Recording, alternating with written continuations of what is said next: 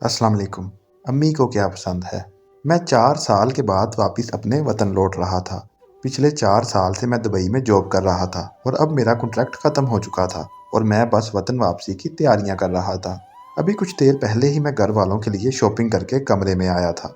पिछले 4 सालों में जॉब के अलावा कुछ छोटे मोटे काम करके मैंने कुछ पैसे आज के दिन के लिए ही जोड़ रखे थे कि जब वतन वापसी जाऊंगा तो घर वालों के लिए तोहफ़े लेता जाऊंगा। छोटे भाई को महंगे मोबाइल रखने का बहुत शौक था, सो उसके लिए एक आईफोन लिया था। छोटी बहन बहुत अरसे से टैबलेट की फरमाइश कर रही थी, उसके लिए एक अच्छा सा टैबलेट लिया। दूसरी 2 बहनों के लिए खूबसूरत सी घड़ियाँ और कपड़ों के कुछ जोड़े लिए। अबू के लिए एक स्मार्टफोन और चंद कीमती परफ्यूम लिए। लेकिन जब अम्मी के लिए तोहफा लेने की बारी आई तो मैं सोच में पड़ गया कि अम्मी को क्या पसंद है।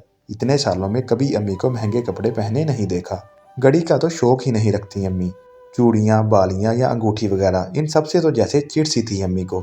जब कभी जाती बाजार तो बहनों के लिए तो ले लेती, लेकिन अपनी बारी आने पर हमेशा यही कहती कि मैंने क्या करना है पहनकर, मुझे ये सब चोंचलापन लगता है भाई, तुम ही पहनो ये सब, मैं तो इस सब के बगैर ही अच्छी। यही हाल कपड़ों का था। एक बार कोई एक आधा जोड़ा ले लेती तो बस फिर अगला कुछ अरसा यही सुनने को मिलता कि अभी तो लिए हैं मैंने इतने ढेर कपड़े, तुम ही लो अपने लिए, मेरे पास तो पहले ही बहुत हैं।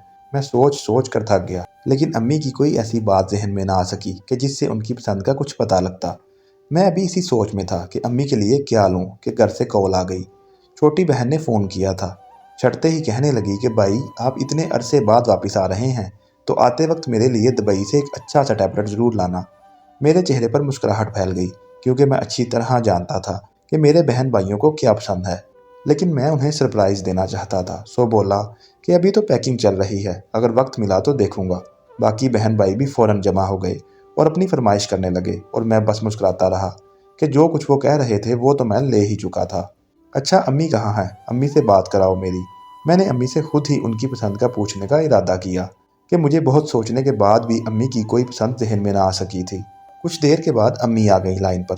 हाल अहवाल के बाद मैंने पूछा कि अम्मी आपके लिए क्या लाऊं दुबई से, अपनी पसंद की कोई चीज़ बताएं।